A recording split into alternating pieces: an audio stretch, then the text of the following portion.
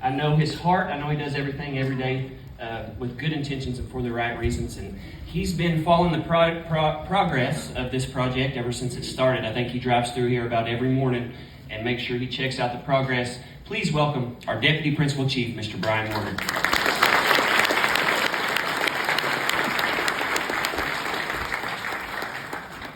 Seola God. Yo.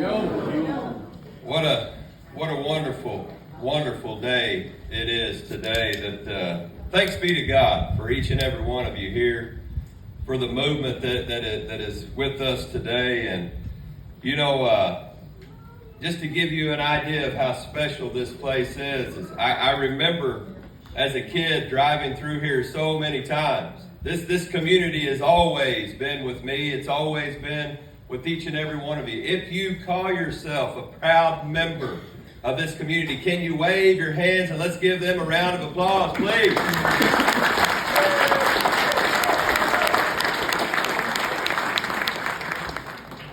We stand humble in the grace and mercy that God gives each and every one of us every day. And just to give you an idea about how this project got started. This got started long before I showed up on this earth, long before many of us. This is the divine providence of God, folks. I just want you to know and understand that the revitalization, the resurgence of the Cherokee language is something that our Creator has put before us. It was written long before any of us were here. Since time immemorial, community values have been passed down like Gadugi, like Dejadaw Gayu says, holding one another's existence sacred, holding one another's existence stingy, as a mother is with the child. And as we say, Gagayui, I love you to one another. Let's remember, as Brother Clifton talked about, that unity that it takes. And I'll tell you, when this started,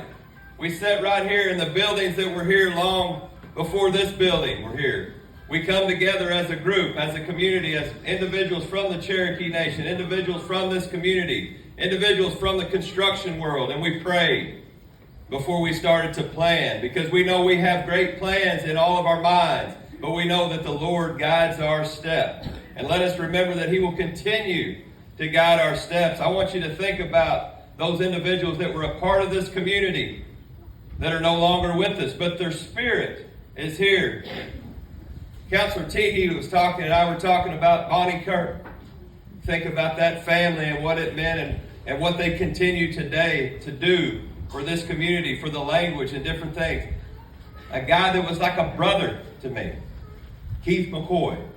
Man, what an outstanding individual. And a guy that lived up the hill that I saw play at a mini softball, Gator Man. I know we remember all of these people and the other individuals that come. When I come down, I remember Drain Mercantile. I remember all of these places, and I look to Marble City Fire Department. Folks, this is not just about a community building. This is about the future. And today, every night almost, I get a text with pictures. I want you to know these pictures are from here, and they're from these children that are out here playing on this playground. Many of us, Pastor Flute, we talked about turning the lights on many a time. Brother Clifton, we talked about turning the lights on many times and back into this community. A good friend of mine, not long ago, we were driving through this community and she was taking me. Lane, we went everywhere. We went all over, and I met your family, and I already knew these individuals, but they got behind the idea that this community is worth it. I'm going to tell you that your principal chief talks about many communities across the Cherokee Nation reservation that the rest of the world has forgotten about. One of those might have been Marble City, but I'll promise you, as he says so many times, the Cherokee Nation will never forget about our Cherokee communities. Folks, they tell you that the census says there's only 400 or 500 people that live around this area. Chief and I were just talking. If you draw a radius 15 miles out, there's 11,000 Cherokees within 15 miles of this point right here today. So when they ask you why Marble City, because it matters. When they ask you why does the Cherokee Nation continue to do what they do, it's because of our community values. Those are our principles that help guide us today, that help guide us tomorrow, and that our ancestors fought each and every day, no matter what their trial, no matter what their tribulation was before pre-European contact, during the removal, or after the removal. Each and every day we must continue to stand united together so that we can remember that the work that we do today will directly affect those that are yet to be formed in the womb. So folks, as we stand here today, let's remember to walk in humility, to be humble, but be direct with our actions. Be direct with our love, and let's help one another find understanding. Marble City, all the folks that are around, let's remember to support this community, support our volunteer fire department, support our historical society, support each and everything, because the work here is just beginning.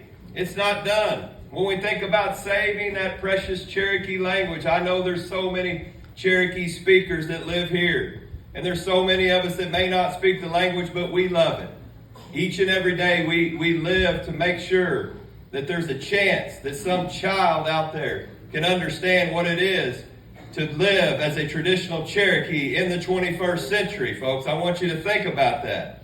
We do not set technology aside. We embrace that technology so that we can better serve our future generations, so that we're better prepared for the changes that come in this world. Sometimes this world is built of chaos, but today this building, the unity, the individuals that stand here today, they stand to steady that chaos each and every day so that our children know that we still love them and that we will always love them. And this will be a community from today and tomorrow that you can raise a family here and you can know that you're getting the best effort from each other, and know that the Creator is here to protect you. So my blessing to this entirety of this community, those that are here, is that we put a hedge of protection around one another, and that we not be strangers in our own prayer closets, and that we learn to pray for one another and continue to lift each other up, because folks, that's what's going to make this big wheel turn. It's the sum collective total of the efforts, the little things that you do each and every day that make that big wheel turn. And I want you, each and every one of you, to know that you're here for a reason, because you've had something to do with this. Something to do with the other things that are going on within the Cherokee Nation Reservation, and for our citizens that are outside. They're our family.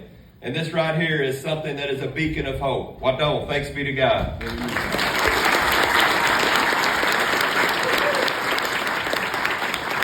hear it one more time for our Deputy Principal Chief, Brian Warner.